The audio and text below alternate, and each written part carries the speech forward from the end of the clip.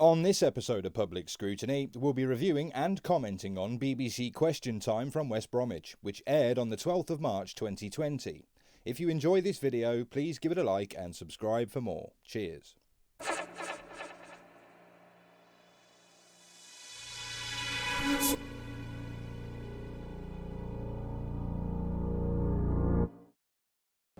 On tonight's panel, Steve Barclay, Chief Secretary to the Treasury and former Brexit Secretary under Theresa May and Boris Johnson. Labour's Shadow Policing Minister, former shop steward and special constable with the Met, Louise Haigh.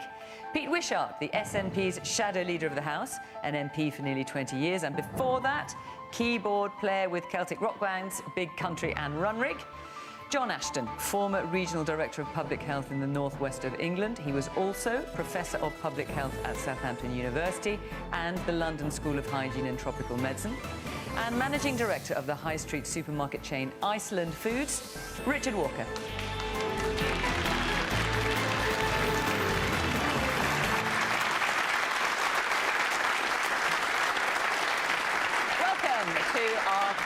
To the audience here and of course to you at home, do join in the conversation. You know how to do it now on social media at BBC Question Time. Right, it's been quite a day, quite an afternoon.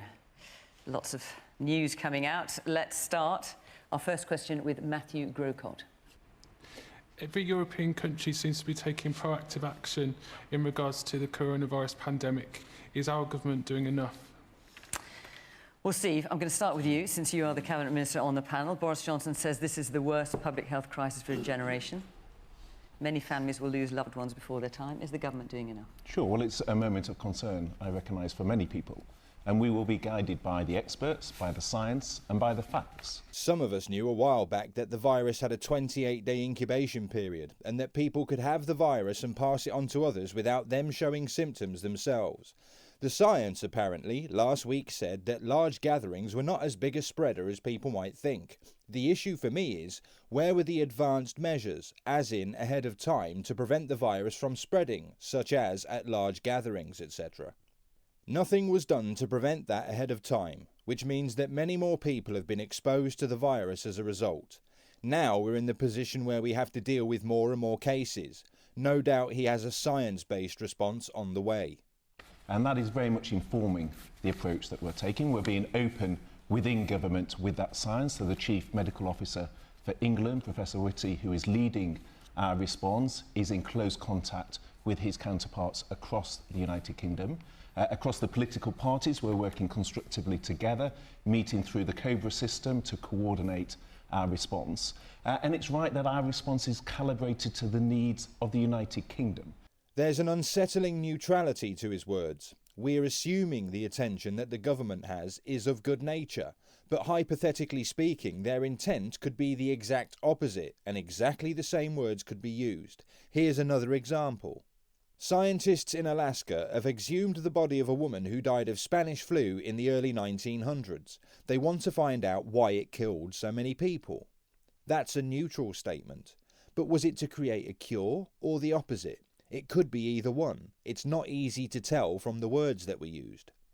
So it is the case. Other countries sometimes do things differently. For example, Italy was testing passengers on flights to China, where there were questions as to whether the UK should be doing the same. Well, so see, can I ask you about the approach for the UK? Can I ask you about Ireland tonight? Because we've got this unusual situation now where Leo Varadkar says their advice is that they should restrict mass gatherings of more than 100 people if it's indoors, 500 people if it's outdoors. So you're going to have a situation where on one island you've got one government following their advice, which is very different to just over the border.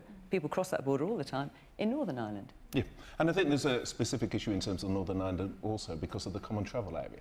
So I think that also So why is their advice different to our advice? Well, in terms of mass gatherings and sporting events, I think if you looked at the footage, for example, of Paris Saint-Germain last night, you saw football fans actually congregating outside the stadium, which had been closed to supporters. Can you imagine that football matches are postponed because of the risk of infection and the fans gather outside the ground? It boggles the mind. But where I think I'm going with this is that they did hardly anything to prevent people from passing it on to each other, and once loads of people have it, they'll probably lock everything down. Why did the scientists not see this coming when lots of everyday folk did? It's all a bit iffy to me. Often if you close sporting events, people then will watch them in the pub. And so the science doesn't say that actually the risk is greater if people go to the stadium. What? The science doesn't say that the risk is greater if people go to the stadium. No. That measurement should be staying at home and watching it on TV versus going to the stadium or a pub. Measuring risk at the stadium versus a packed pub would bring about little difference, as both places present a vastly increased risk of catching it, versus staying at home and watching it on the telly. Oh my God, I think I'm triggered. But it is something but Ireland we need knows to... all that as well, so why are they... I'm just using them as an example, because lots of countries have taken the decision to introduce social distancing and close down public gatherings. I'm not saying the government is wrong, I don't know, but I'm just wondering why other governments are saying that their advice is telling them differently. And I think it's a fair point, and I think the key to the advice we have in government is it's about the timing of measures and what is best suitable to the country concerned. And so the approach, the advice we have is that it's about what measures we take, but also at what time we deploy that. So things like sporting events we'll keep under review, but the advice in terms of the circumstances we face, the models that are being run, is that the time of the measures we take are best suited, that isn't the appropriate action for the United Kingdom. And above all, this is driven, as I say, by the scientific advice and the models that is informing government policy. And indeed, that is an approach being taken across the United Kingdom. See what I mean about neutrality? The more I see it, the more my alarm bells start to ring. Louise? Well, let me say that we have been completely supportive of the government's approach, which is putting the Chief Medical Officer and the Chief Scientific Officer out there and allowing it to be medically and evidence-led. That's exactly right. It is of note that we are seemingly out of step with our closest European neighbours, and therefore I think it is the onus is on the government to explain why more aggressive measures with social distancing or closures of large events are not being are not taking place. But I think the overriding objective must be to allow anybody who needs to self-isolate to ensure that they do that and that they can afford to do that. And that is a particular challenge in the UK because we have the second lowest level of statutory sick pay in Europe. Only Malta, across the whole of Europe, has a lower rate than we do. So for workers on minimum wage, we are asking them to make a choice between hardship and their contribution to public health, sacrificing as much as £200 a week in order to stay at home. For millions of workers, they don't make the minimum income threshold in order to qualify for statutory sick pay, and for millions more on zero-hour contracts or who are self-employed, they don't qualify either. I don't understand why this wasn't addressed in the budget yesterday, because this has to be the most pressing concern. So we will support the government if we are begging the government to take action on this to make sure that it is available from day one for all workers and brought in line with average pay to allow all workers who need to self-isolate. The public health crisis is about to expose really big shortcomings in our social safety net, and I worry that if the government doesn't take this action now, both they and we will come to regret it for some time. Never mind the people in the audience, she made sure that she was looking right at the camera with a concerned look on her face as she finished speaking, which irks me a bit. She's there to take part in a public debate which just happens to be televised. Most people are told to pretend that the cameras aren't there. Anyway, so when the Tory started speaking, Fiona Bruce interrupted him after 45 seconds. Trust me, I was counting. Labour, though, she had a free run for 1 minute and 50 seconds. So on top of the other biases and imbalances, I'm now watching out for interruptions as well. There are a number of issues when it comes to how the government is tackling the coronavirus pandemic. That's certainly one of them. I think we're going to come back to that later, if you'll forgive me. But just for now, John, I just want to come to you on Matthew's question. Every European country seems to be taking proactive action, and also other countries around the world. Is our government doing enough? I don't know where to start, really. I mean, I'm embarrassed by the situation in this country.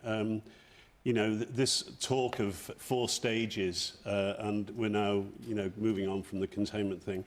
We've lost the plot here. We haven't taken the action that we should have taken 4 or 5 weeks ago. So what do you think we should have done? Boris Johnson should have convened COBRA at the outset when it became clear what was cooking up. Yeah, you mean ahead of time to prevent it spreading. That's the thing that gets me. It does look like the government has done nothing to stop people from getting it. Countries that took firm action at the time, if you look at what's happened in Hong Kong and Singapore, which had a lot of cases initially, but which took firm action and they've got the thing under control. We've lost control here. Last night, I didn't go to Anfield last night because, I had such second thoughts about it. This is the former director of Public Health. 3,000 supporters came to Anfield last night from Madrid, where they're playing football behind closed doors. The virus is around in Madrid. We've had that virus has been shared around Merseyside last night in the bars and clubs of Merseyside. The virus is no doubt now among us for reasons which are totally obscure to me. We've taken it as policy not to track the people who've come back from Italy, not to test the people who've come back from Italy. So the virus will now be amongst us. And the government's approach has been paternalistic, it's been old-fashioned, it's been top-down, and it's not done what needs to happen now, and we've lost 4 or 5 weeks, which if we get the epidemic that looks like happening, then it's going to be a community issue to be dealt with by the community, and the community needed to be put in the driving seat and supported, because there's no way in which very sick people are all going to be able to be admitted to hospital. They will have to be nursed at home.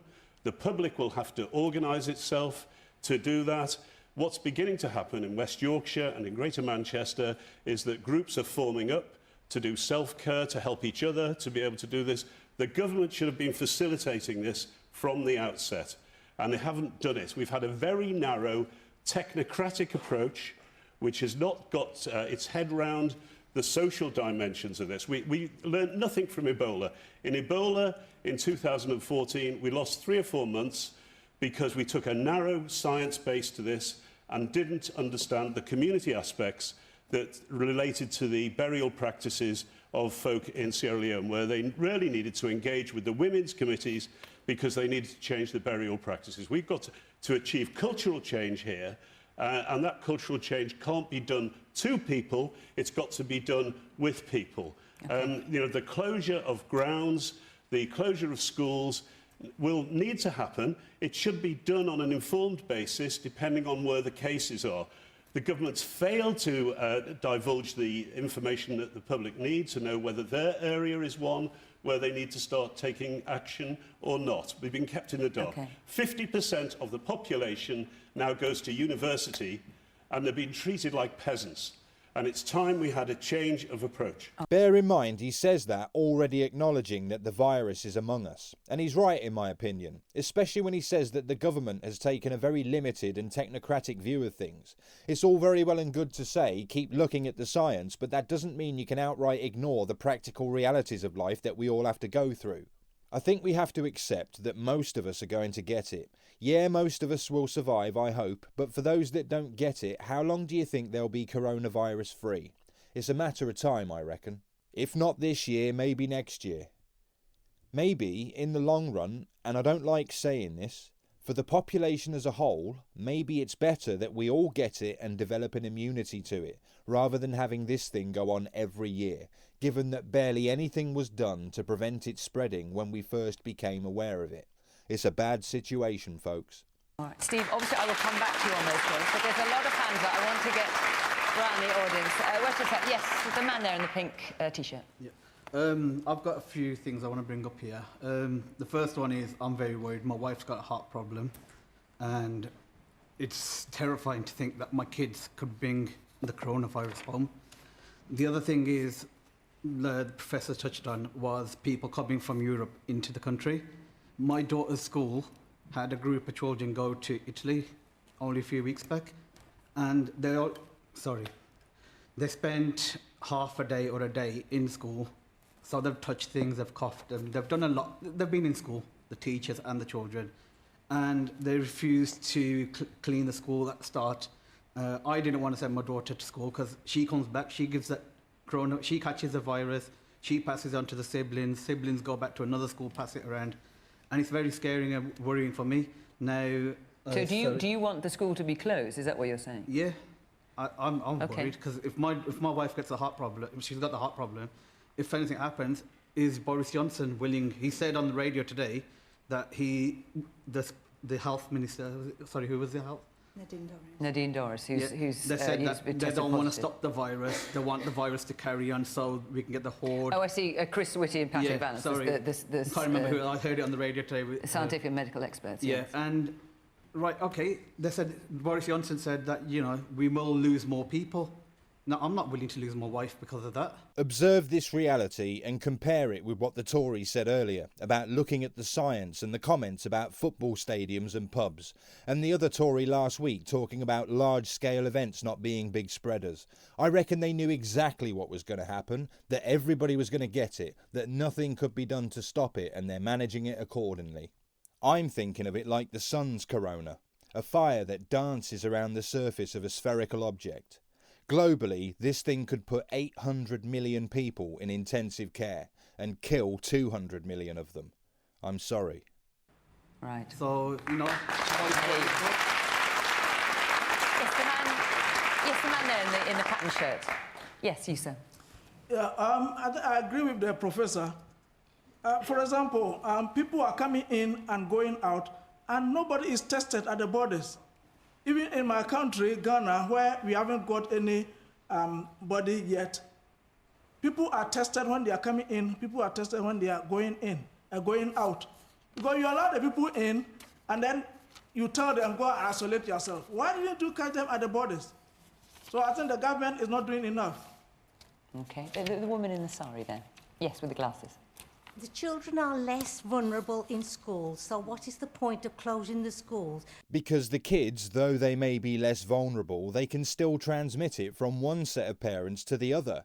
People at the shops as they go on the way to school, or the buses they travel on, or when Nan and Grandad come over to visit.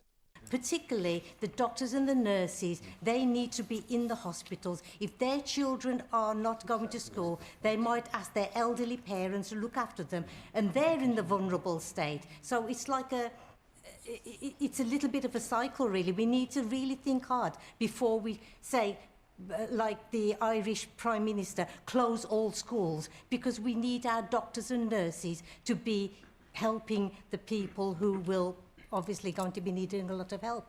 OK, let me take one more point. I'll come on. What's the woman in the front there?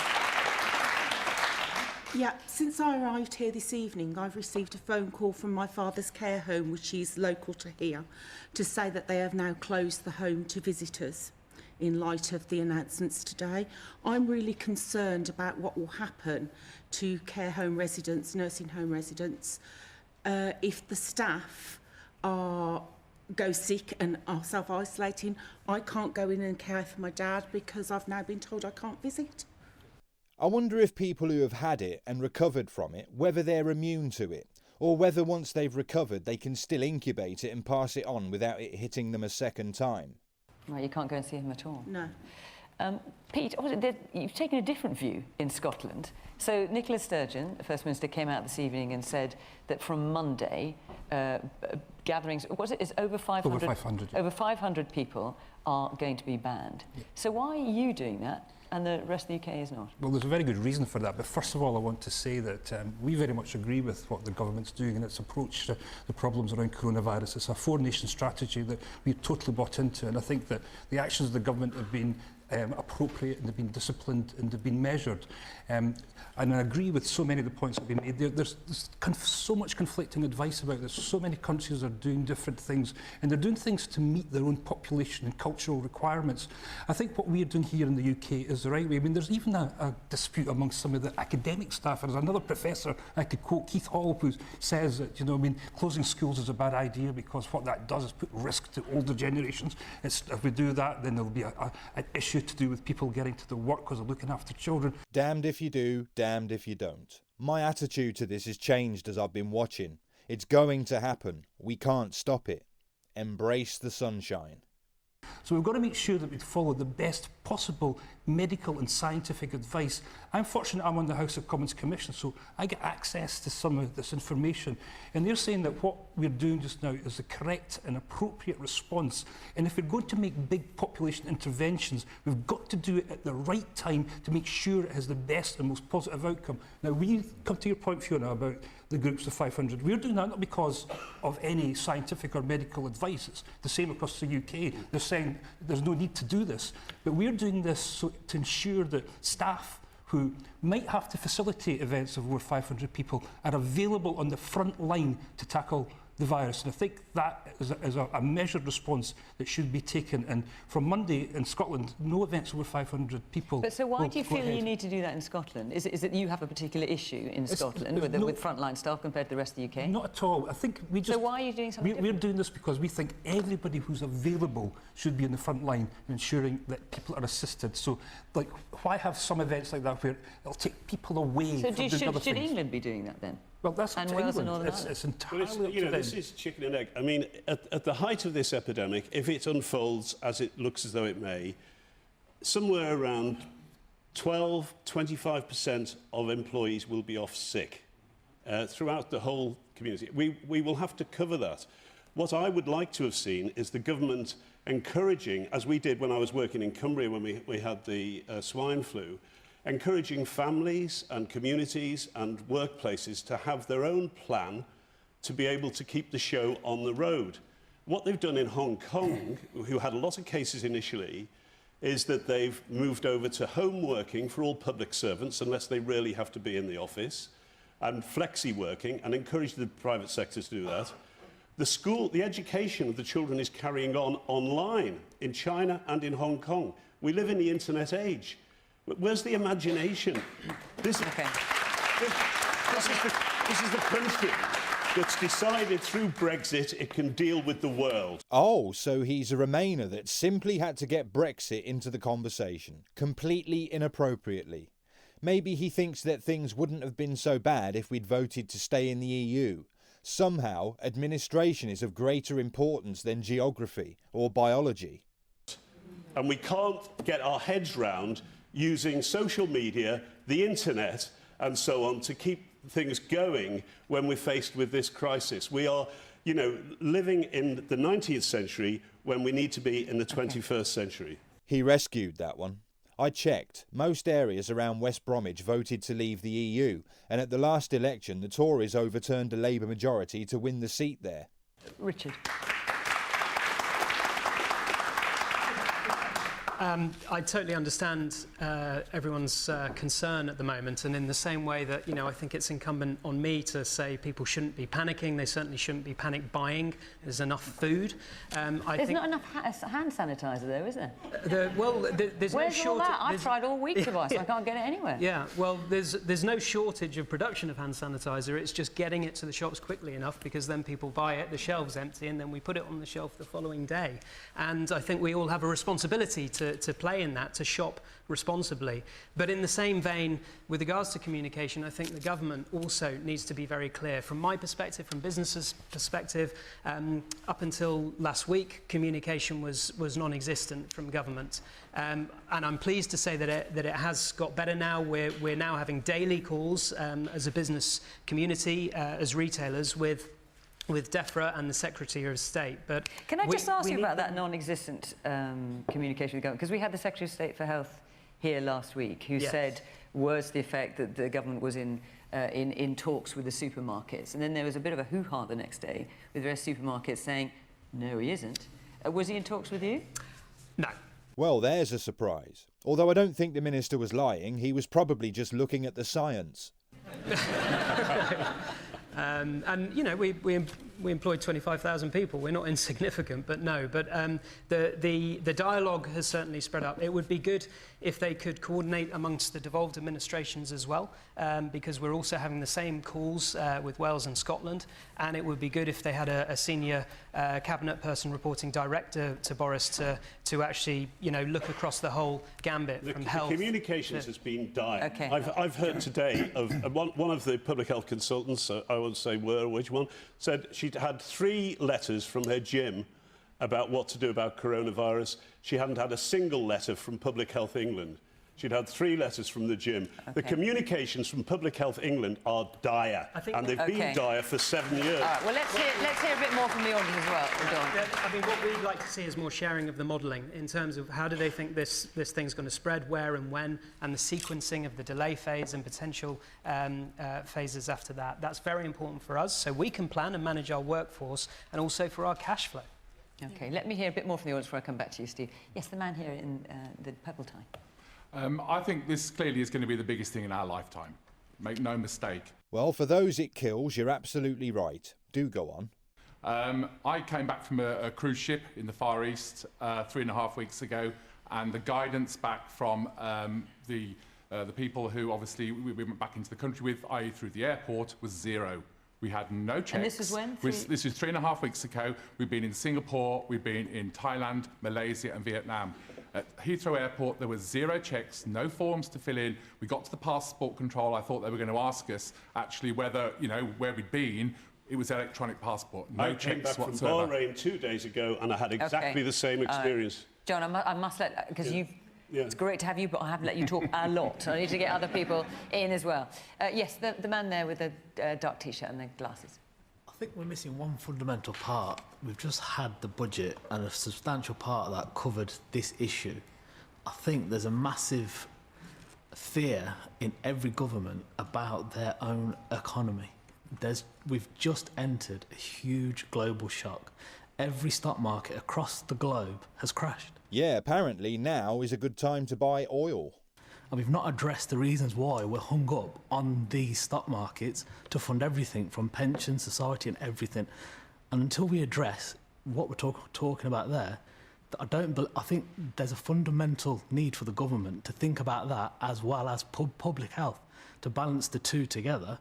Because if the economy crashes, I'm an independent retailer, not the size of Richard, but we have had the same issue. I've spent today 6 hours placing orders all over the place to do what would normally take me 1 hour in preparation of what was going to come out of Cobra.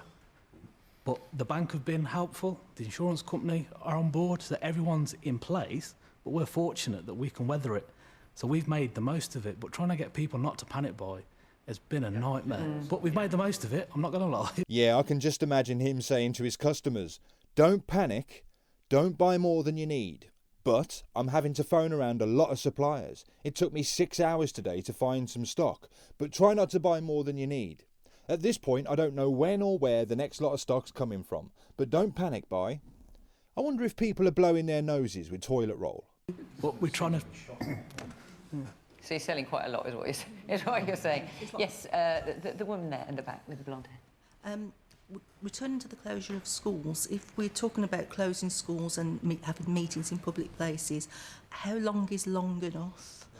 I think that's what's on a lot of people's minds. One of the government scientific advisors was saying, in his view, that you'd have to close schools for 13 to 16 weeks to make it effective. I'm not saying that's right, no, that's his view. Let's hear from the woman next to you, and then I'll come back to you, Steve. I was meant to fly out to India on Saturday, but last night the Indian government suspended all tourist visas. Initially it was Italy, Spain, France and Germany. Within half an hour it became everywhere else. I've got a friend that just got back from India this week, and he said the checks that were happening at Delhi airport were just phenomenal, that they were getting screened left, right and centre. But as he arrived in Heathrow, he said nothing at all. So very similar to the gentleman down the front. My concern is, why is it always the UK that gets caught with their pants down? I've thought about this a lot over the years. The conclusion I reached was this. Either they are incompetent, they have no idea what they're doing and are oblivious to the effects that their policies will have on everybody else, in which case they should not be in their jobs, or they know exactly what they're doing and the effects it will have on everyone, and that everything that's being done is by design, in which case they've been stitching us up for years and should be sacked. I don't see a mid-ground.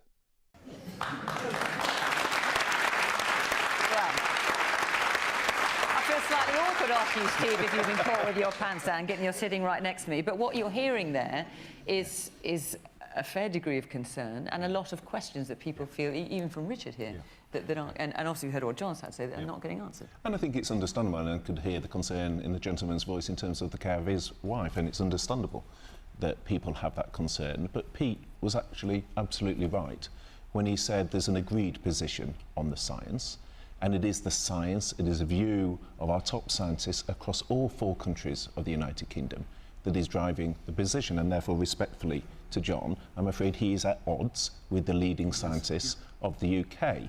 From what I've seen over the years, science has no morality or conscience and does not recognise to exist anything that cannot be proven objectively.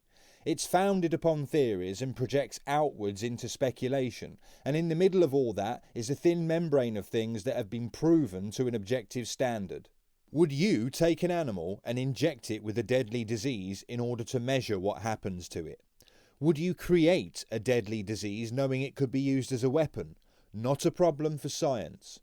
Do you think that science cares about the human cost of families losing loved ones?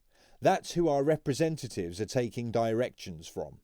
But now, other there is a scientists question, in other countries are taking different views, and Ireland is not particularly culturally different from us. They are modelling to their model, and what I'm saying is there's an agreed science position. Now, you're quite right, Fiona, in terms of the point with Scotland and the stadiums, and that's an operational issue in terms of staffing. It's not an issue in terms of the science. So I think the key issue is the science is uniform across the United Kingdom, and we're sharing that in a very open, cross-party way.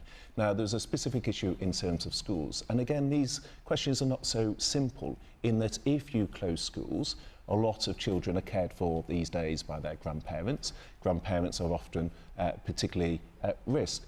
Many parents will work in the NHS. We have over 1 million people working in our NHS, so there are consequences to these decisions. And this comes to the key point. 46 countries have announced or implemented school or university closures so far. Yeah, and this then comes really to the issue of the timing of measures. It's magical thinking. It's magical thinking. Okay, but let's let Steve answer. Magical thinking. Well, this is the advice, and I think if, as a minister who is not medically trained, I came to you this evening and said, I know better than the Chief Medical Officer, I know better than the government scientific advisor, you quite rightly would question what made We've me gone from Michael Gove saying we've had too much of experts to now saying we only believe scientists from a particular bit of the story, and we're not listening to what the people's concerns are. The public are concerned. And at the end of the day, it'll be the public. John. There is a legitimate concern amongst the public. No, there listen, is a unified the problem we've got here is that politicians are believing their own rhetoric. This is the biggest crisis. John, we need to let Steve answer. We've got to get this through. We've got to get this through. John, the politicians are believing their own rhetoric, and they are wrong. We are being guided by those who have no morality. The same people that told us that large-scale gatherings were not as big a spreader as people might think. It wasn't counterintuitive, it was just wrong. These people determined this nation's response to an epidemic, and look at where we are now.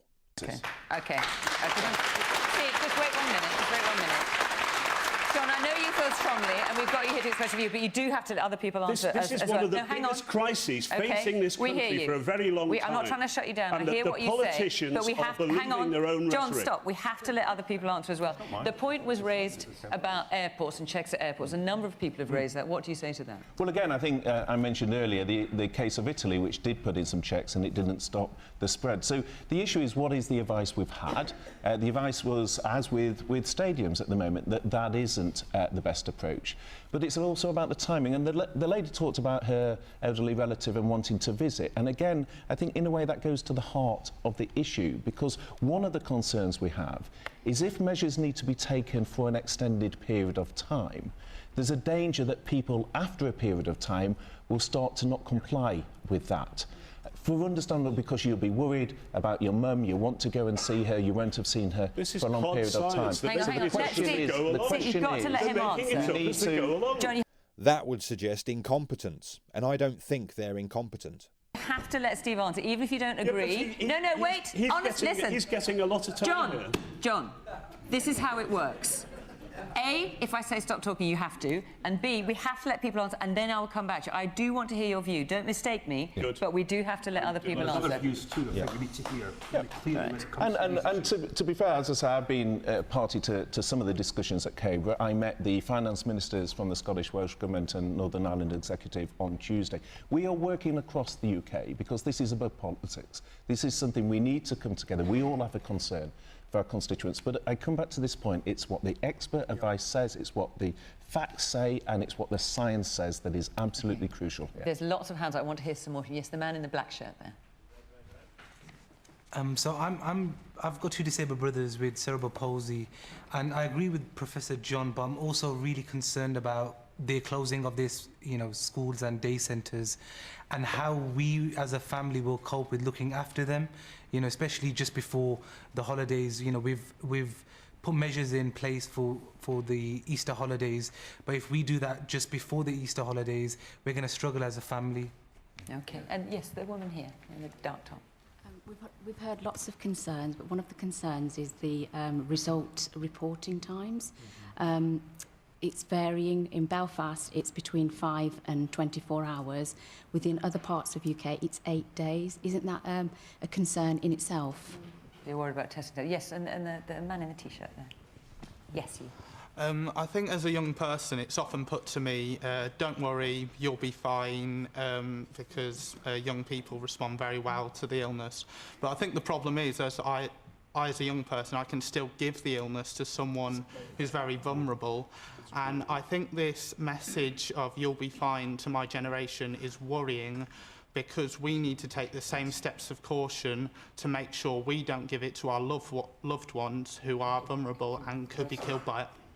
You can see the people around him agreeing with him. So why is it that he knows that and is criticising the government for their message when their message came from the experts? It does appear that the instincts and intuition of people is bang on target, but the government has been way off. That's a particularly good point, and there's so many issues around, particularly the ageism when it comes to this issue. And what we're seeing is, like, somehow that some of our older people don't require and deserve the care that they obviously do. There's one phrase that we're going to get very much used to in the course of the next few weeks and months, and that's flattening the curve. Now, what that means is we're going to have to try as slow. We know that cases are going to rise. What we want to do is to have a very slow rise up, that the peaks as low as possible, and then there's a sustainable drop down. Now, Steve's absolutely right. How to achieve that and do that is based on the best scientific and medical advice. And I know John's got his views on all that. It's out of step with most of the advice that we're getting as politicians. We don't know the answer to this. I'm not a clinician. I can't make any decisions about this. I can't tell you about how this disease will work out. But what I can do is to listen to the experts, to the science, and ensure that that's going to be applied and adopted, because it's only by doing that that we're going to get through this. And we're only going to get through this when we do this together. But I think we also have to be honest about the challenge that is facing us. And the lady brought up about the care system and her father that was in her care home. The head of Care England has said the government does not have a strategy on social care and the ability of social care to respond to it. And Richard's comments about the failure to communicate with supermarkets are really concerning. I know of major care providers in this country that have not had any contact from the government at all. So yes, we need to be supportive of the government's general approach, but we also have to be honest. How on earth have we ended up in a position where Labour are lecturing the Tories about being honest? It's only been 4 months since they were smashed to pieces at the election. That there are significant challenges that I don't think the government have necessarily... Well, we've got a question on exactly that. So, Mark Taylor, where are you? Yes. Are we doing all we can to support the vulnerable groups to help them through coronavirus? Now, you work in the NHS. I do, yes. Is that right? So what's your view? I mean, for me personally, I've got a father who's in his late 70s. I've got a sister who's got learning difficulties. And my father's now starting to not want to leave the house necessarily. He attends a social event on a Monday and he's worried about going there. He had his family come down from Leeds on the other day and he was worried about going to see them. So that's starting to emerge within him. With my sister, there's a difficulty about understanding what advice to follow, because she'll hear one thing and believe that and then hear another. So we've got that as well. But I think I'm also concerned about the homeless as well, because they seem to be missed out a lot here. And I've got my own personal views, but there's a large quantity of people we're missing out in protecting. And which is picking on what you were saying, Louise. Absolutely. And, you know, I think it's maybe it stopped a little bit, but when there was first public awareness around the virus, there was kind of a dismissiveness about, well, if you're young and if you don't have any underlying health conditions, you'll be all right. Well, since when as a country did we not care about older people or people with underlying health conditions? So the people that you've just described should be our absolute priority, and we should be making sure that we keep the virus away from them, and if they do catch it, that there are enough critical care beds and that there is sufficient health care available for them. Those should be our absolute priority in tackling the virus. So she gets a second chance to speak, only to echo the point that someone else raised, that all the audience members listed should be their highest priority: virtue signalling and pandering to the audience. And John, you're nodding where I can see that you're agreeing with that. I mean, the one thing that occurs to me from what you've been saying thus far is when it comes to someone like you, for example. I mean, if you are to take children out of schools, close down schools, take them out, how is someone like you, who's not going to be able to go to work? Well, this is why, and care for the vulnerable people? This is why we need to be encouraging neighbourhoods, communities, families, groups of friends to have their own resilience plans about who's going to look after the kids if parents are ill, who's going to do the shopping for granddad and all the rest of it. We haven't had that discussion. But the vulnerable groups, there's been very little discussion about that. The governments have got predictions that if you get one serious case in a care home, you might finish up with a mortality rate of up to 30%. They haven't told anybody that. No, there's a lot they didn't tell people. For me, the question is why not? As I may have said earlier, I think they want everyone to get it so that the population who remains is immune to it. But consider this. Just like we had bird flu and swine flu, what possible mutations of the coronavirus might there be in years to come? These are the sort of figures that they're working with. Is that figure true? These planning assumptions that they have, which they're not sharing with us. And, we've got care homes now, that outrageously big care homes, that is what the private sector have been providing, with 120 people in this sort of size of things. That is a group that we need to look at. Homeless people, people sleeping on the street, are a major vulnerable group. In Bahrain, where I've been working, it didn't take me much persuading. They are going to release early prisoners from the overcrowded prison facilities. We've got overcrowding in our prisons, in some really crummy Victorian prisons. And those places will be very vulnerable to outbreaks. It's not just the prisoners. The guards come and go. The guards are part of their community. They can bring the virus into a prison environment and it can take off. So what are you saying? What are you saying should happen? On the radar, and it's not being discussed. They've had outbreaks in prison in China and in Iran. They've had outbreaks in psychiatric units. These things are not being discussed, or if they are being discussed, they're being discussed behind closed doors. And the public needs to be involved in these conversations. I'm having my doubts now about those other politicians who say that they support the government in the position that it's taken. Richard.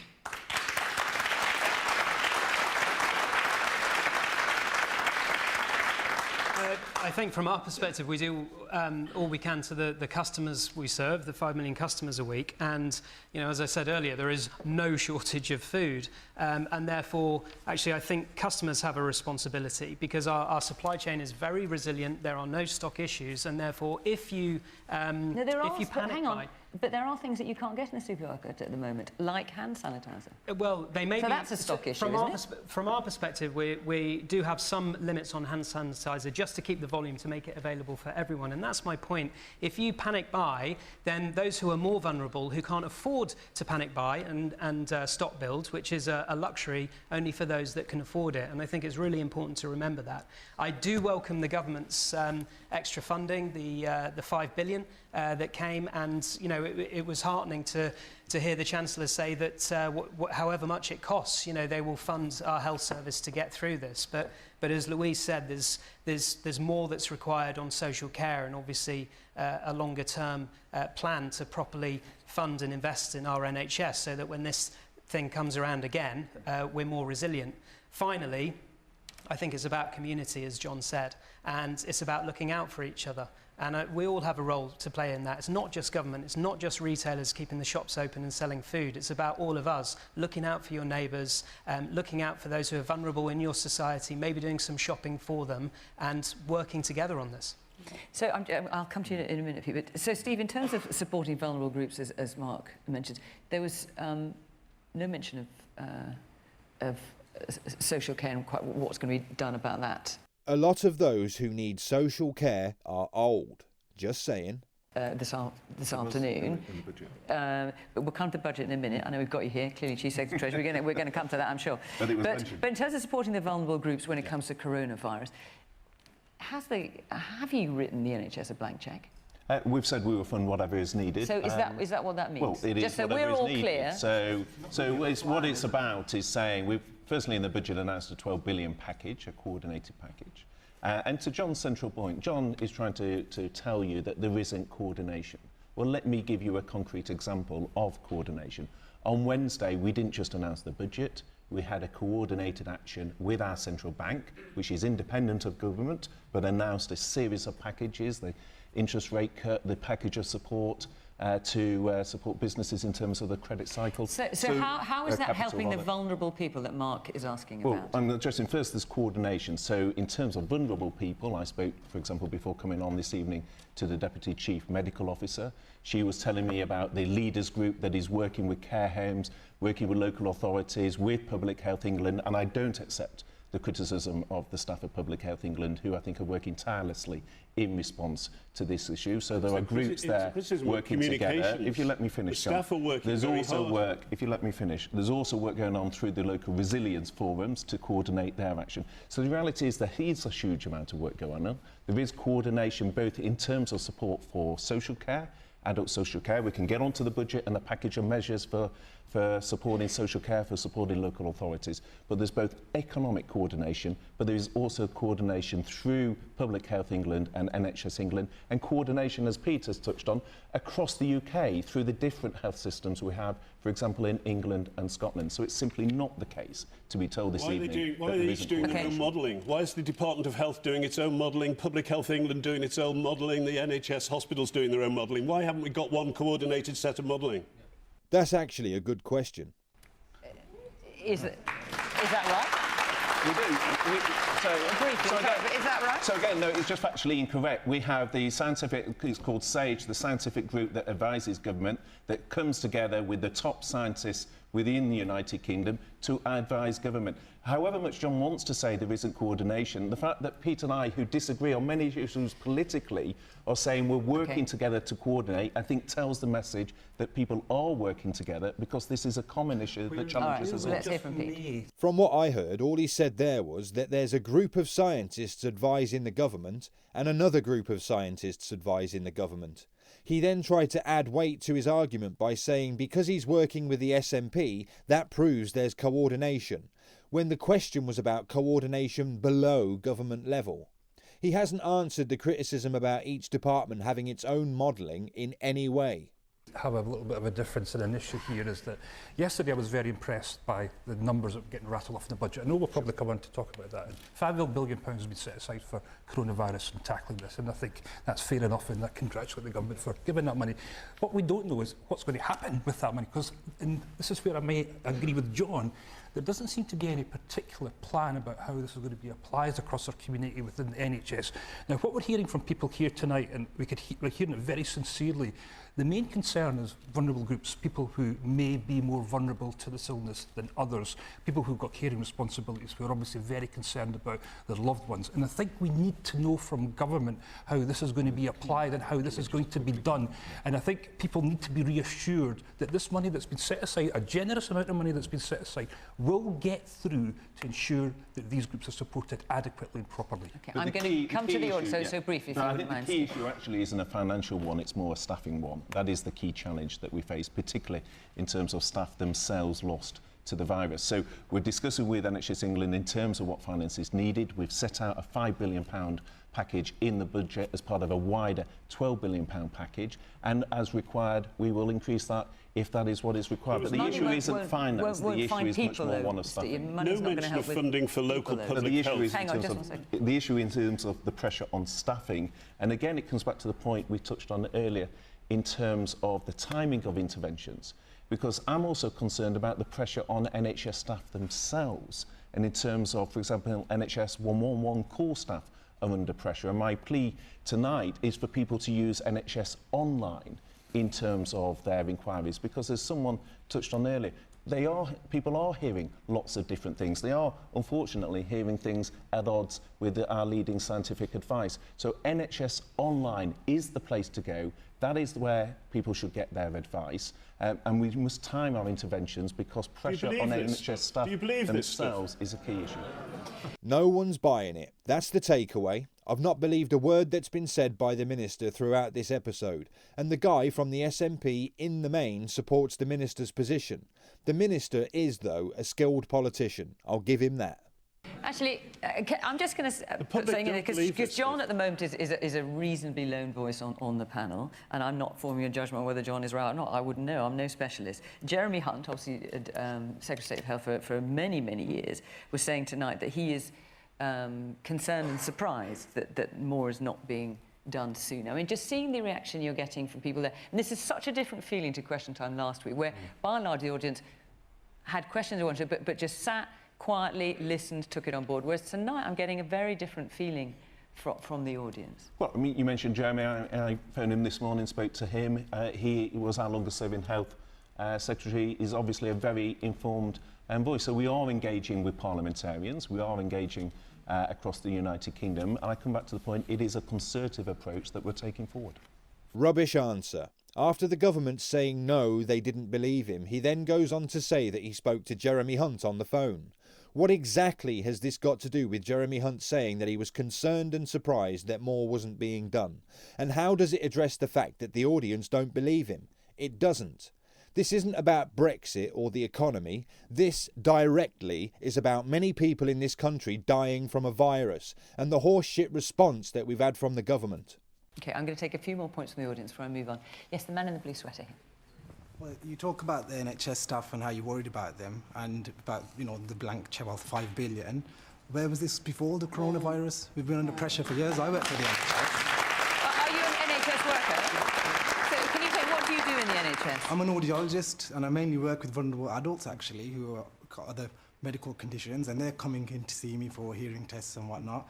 And are you feeling prepared and that you know enough? To be honest, not really. We're not even asking the right questions, you know, where they've come from, or if they've been on travel or anything like that. We're not getting any real support, to be honest with you. And like I said, I think the NHS has been under pressure for years now, and now this has come. All of a sudden, where's this 5 billion coming from? In 5 years' time, we might get on to that. Yes, the woman here in the black party. You've just said to go to NHS Online because that's the best place to go. As we already know, 111 has been giving out the wrong information to some people. What do you mean specifically? There've been I read today that 111, some 111 advisors have been telling people that are potential corona sufferers the wrong advice, telling them they don't need to quarantine when they do. Prior to corona coming along, I got sick. I went on NHS Online. It told me the wrong thing. It was a good thing I had a feeling and called 111. An ambulance had to be sent for me, and I spent 3 days in the hospital. How can we trust if during regular times NHS Online that you've just directed us to is incorrect? How can we trust it during this pandemic now? Which means that he just directed people in a pandemic situation to approach an entity that gives out incorrect advice. It's not incompetence. For me, it started off where I was listening to what was said and a doubt formed in my mind. Now it's the inverse. I'm listening to what's being said, but the weight of my own suspicion reduces what's being said to a lie. They are lying to us, misdirecting us, and it's in regards to a killer virus that it appears they've tried to make as many people catch as possible. OK, we're going to move on to the subject in a moment, but do you just want to quickly answer? You've got an NHS worker there who feels you're not getting the right advice, not being told which questions to ask, and the woman's point there. Yeah, well, I think in terms of the investment, we're putting in an additional 6 billion. It was our key priority, our number one priority at the manifesto. That's why we're committed to 50,000 more nurses. It's why we're committed to 50 million more GP appointments. It's the centre point of the manifesto on which we stood, and that is why we're putting record investment into the NHS, because it's our key commitment. Now, in terms of in response to COVID-19, within the package we announced at the budget, and you say we'll get on to the detail of the budget, there was a £5 billion package specifically to support our public services, alongside the support for individuals and also the support for businesses. The question was about advice for NHS staff and potential patients, and he answers it by talking only about financial investment. OK. We could clearly talk about coronavirus for the entire programme, and it's tempting, I've got to be honest, but there was another thing that a lot of you wanted to hear about, which is the budget. So let's hear from your specialist subject, so you'll be glad to know, Steve. Let's hear from Ben Moore. Has the Chancellor found the magic money tree we were told didn't exist? All right. Louise, let's start with you.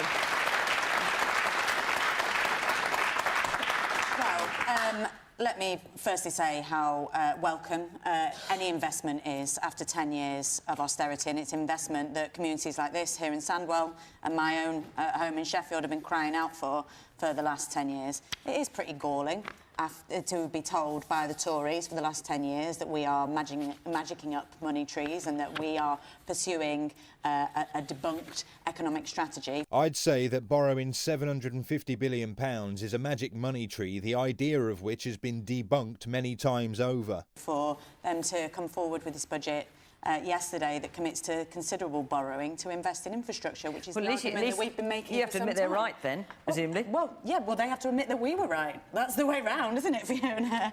But what I would say, you know, we've been seeing a lot of critique and analysis of this budget, saying that it is effectively a Labour budget. What the Institute for Fiscal Studies have come out today and said, actually, despite commitment in certain public spending priorities, notably the NHS and the police, austerity will still be baked in certain areas, particularly local government. Sandwell Local Council is still set to receive cuts of £15 million a year for the next several years, and that's the real sharp end of austerity that communities have been feeling for the last few years. We've talked a little bit about social care so far, but this is one of the biggest political challenges of our generation. The Prime Minister recognised that after he was first elected Tory leader. He stood outside Downing Street and promised to work cross-party to tackle it, but yet there was nothing in the budget yesterday about funding or a plan. Hundreds of thousands of older and vulnerable people are isolated in their homes with unmet care needs. We've got an underpaid, undervalued workforce that it's on its knees, and in the middle of a public health crisis, we've still got no plan from the government to tackle it. So this should really have been a major priority of the Tories' budget this week, and it was glaring in its absence. I agree with that. It's glaring in its absence. Look at the demographics of those who need the care. Now look at the age groups most at risk from the virus. Pete.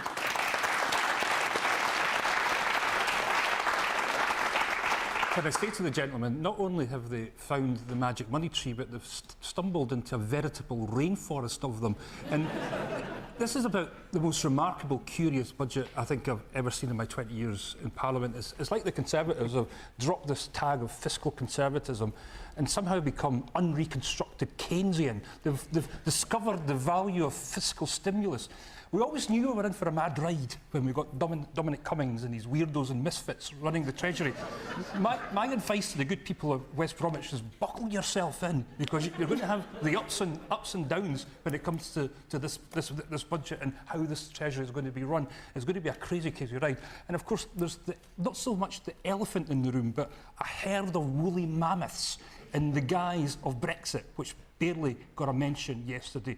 The cultural, the economic and the social damage that Brexit's going to do to our country within the next year is barely addressed. And I think this is going to be a real issue. We've got the good ship Conservatism with their newfound insatiable appetite for spending billions of pounds in fiscal stimulus, sailing the seas of uncertainty, being buffeted by coronavirus in the international markets, captained by Dominic Cummings with his crew of weirdos and misfits. God help Okay, how many metaphors do you want to get in there? So hang on, we've got the woolly mammoths, and then we've got the ship, and there's one other, the rainforest. I mean, you mentioned Brexit. I mean, Richard, you support, have always supported the idea of leave. Do you still support the idea that the Brexit negotiations should continue, given everything that's going on? Yes, I see the opportunities that Brexit can afford, and you know, I was delighted, at least from a business perspective, that we had some level of certainty in terms of the future direction. But I think at the moment there is no point chest thumping and having strong rhetoric with Brussels, because no one's listening. And this isn't a time for argument. This is a time for trying to work with Brussels to try and get through this virus. So at the moment, I would pause it. I'm not necessarily saying delay to the end of the year, but we have a pandemic on our hands. We have a crisis, and we need to get through it. Now, I may be a bit of a cynic, but it's funny how things work out. Delay Brexit, old people most at risk from the virus, work with Brussels, the left got hammered, the news cycle was changed, there's a global crisis, and people don't believe the Tories again, after only 4 months. And in terms of the budget, the magic money tree? Yeah, well, I'm a northern-based businessman. We were founded in the north. Out of our 1,000 shops, most of them are outside of the M25, so I'm delighted with the levelling up agenda, but it has to come from the marginalised towns and villages around the UK. So for me, things like HS2 are a waste of money. I think it will take far too much time, it will cost too much, and environmentally, hugely destructive. I think we need to look at business rates as well. There was something in there for smaller businesses, but that'll do nothing for the majority of the store closures up and down the country. It won't help the BHS, the Maplins, the Toys R Us, all of those big employers that are really struggling under this old Victorian taxation system. So I think there's a lot more that they can do, and making the local high streets places where people want to work and live. You know, we have a lot of empty space in our property portfolio, and yet property tax is levied with VAT on conversion, but not new build housing. And I think young people don't want to live in out-of-town commuter belts with car-borne existence. They want to live in these towns and villages, and it's so important because I see it every day in our stores around the country. We're one of the most geographically unequal countries in the developed world, and we must invest not in just in the northern cities, but in those marginalised villages and towns. Better bus routes, dropping business rates, and better housing for young people fit for today. I agree with much of what he said. Do we need HS2? What about 5G? Are you unhappy with your 100 megabit fibre optic broadband? Can you not stream movies to your phone? Could the money be spent elsewhere? And it's really surprising the amount of empty properties in our towns that can't be rented out as flats. We do have a housing shortage. Okay, let's hear from the audience. Man in the red tie. Hi, I'm an NHS governor for mental health services for over 12 years. One of the key things I've seen, and also I'm a board member for Velocity Care, I've seen cutbacks every single year for the past 6 years from the Tory government. We have not got investment in mental health. What is the government's agenda on improving access to mental health services with realistic investment rather than just a lip service they've been giving us for years? Okay, the man, yes, the man there in the pale tie, yes. Yesterday in the budget, the Chancellor reeled off quite a few names of inventors who invented and put Great Britain on the map. However, the inventors need engineers and other trades to put their things back into the system. But I never heard anything about engineers. I'm an engineer, and we are actually struggling very hard to find any engineers. Especially with Brexit coming, there's no engineers in this UK at all. What is the government doing? Are they going to issue any sort of bursaries for engineers to get them aboard, get younger people coming in? Because at the moment, there's nobody coming into the trades. Okay, yes, the woman back there in the glasses. I think the magic money tree has come from the 10 years of cuts that the Tory government has put in place. You've cut education, mental health, all local government, so you've destroyed communities. You've destroyed communities in the West Midlands, and it's going to take a lot more than the current budget to build them back up. Was a political choice. So, Steve. As I said earlier, West Brom is a Brexit voting community with a Conservative MP who overturned the Labour majority. So is it a coincidence that the last 3 audience members were pushing a Labour narrative? You've heard what the audience had to say. I mean, we've talked about a few other issues there that lobbed in, important nonetheless, perhaps about mental health and about engineers.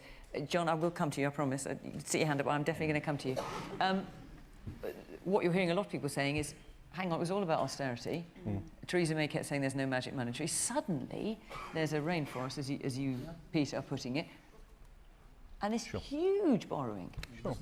So, well, the key is delivering on our manifesto promises, which was our commitment to the NHS and public services, and also to addressing the gaps in productivity and levelling up around the United Kingdom. And the reason we're now able to do that is because we inherited a situation where the deficit was out of control at 10%, where Labour ministers themselves were writing that all the money had been spent, and we've got that deficit. Oh my God, did you see her face then? That's exactly what Labour did though. They were kind enough when they got thrown out of office to leave a note saying there's no money left. Let's see that again, but slowed down a bit.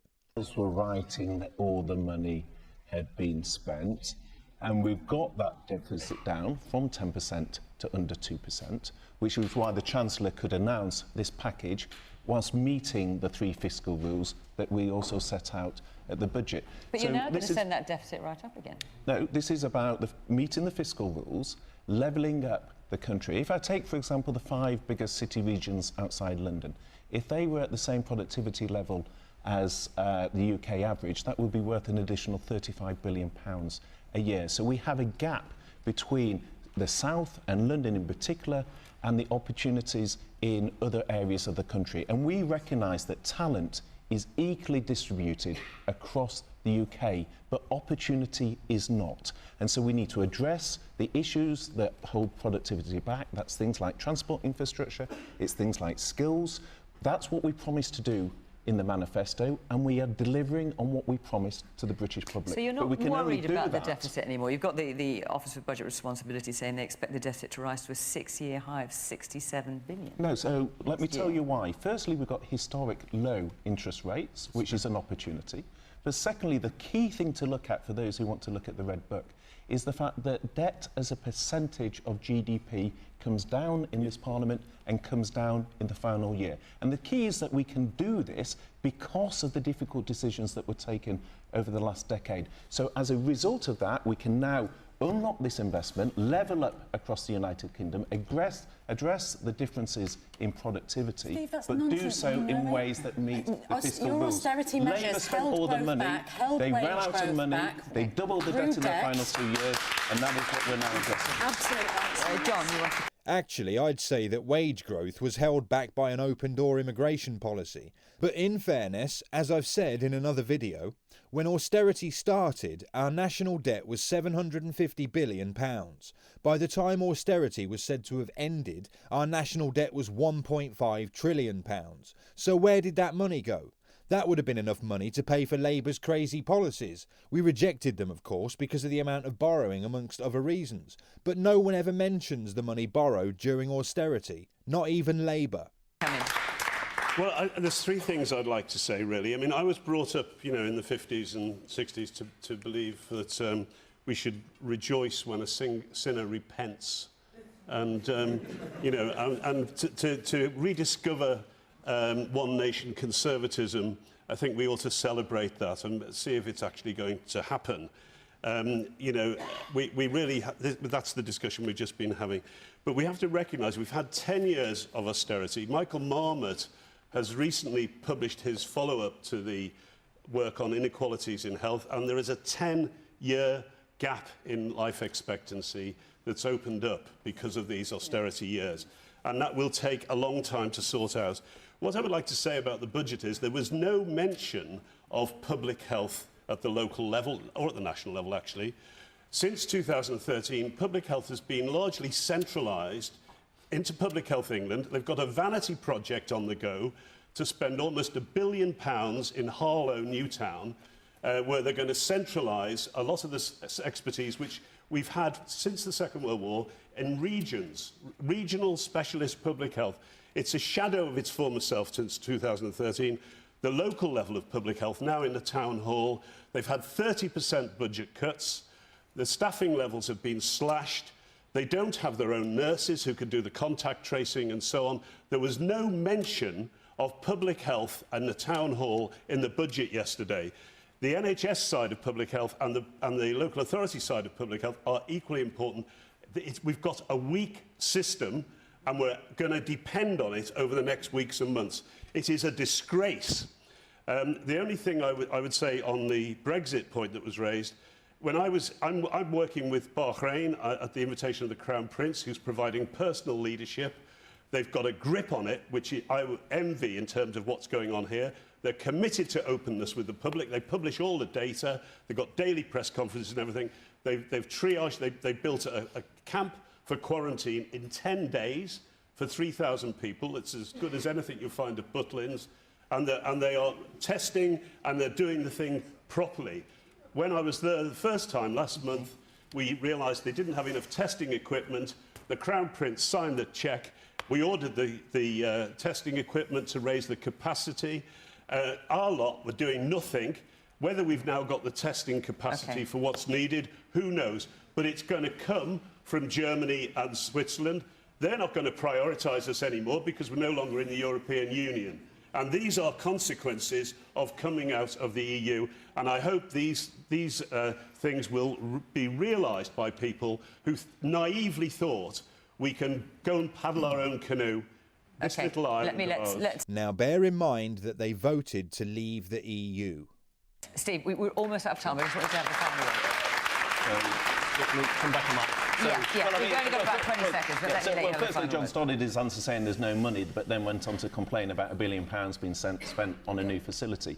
But what I would highlight is we're investing in particular in our research and development. So £22 billion in the budget, £4 billion more than the manifesto. That speaks to the optimism we have for the country. We want to level it up, but we want to invest in the technology of the future. That £22 billion in R&D is a big part of it. OK, all right. We could keep talking, couldn't we? But our hour is up, I'm afraid. We're out of time.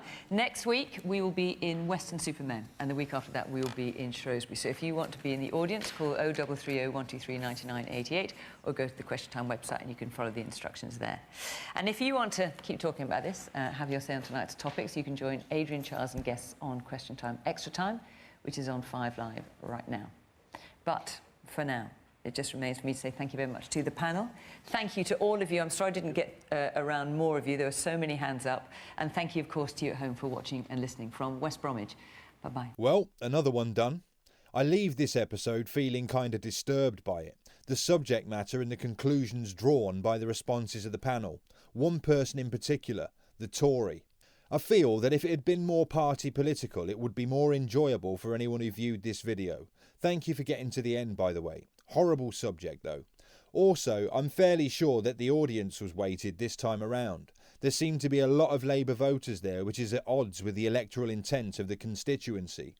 Fair play to John Ashton. I disagree with his Brexit position, but on everything else he gave a good account of himself. So for me, he is this week's star of the show. And with that, I'll end this video there. If you enjoyed it, please give it a like and subscribe for more. Till next time, sayonara.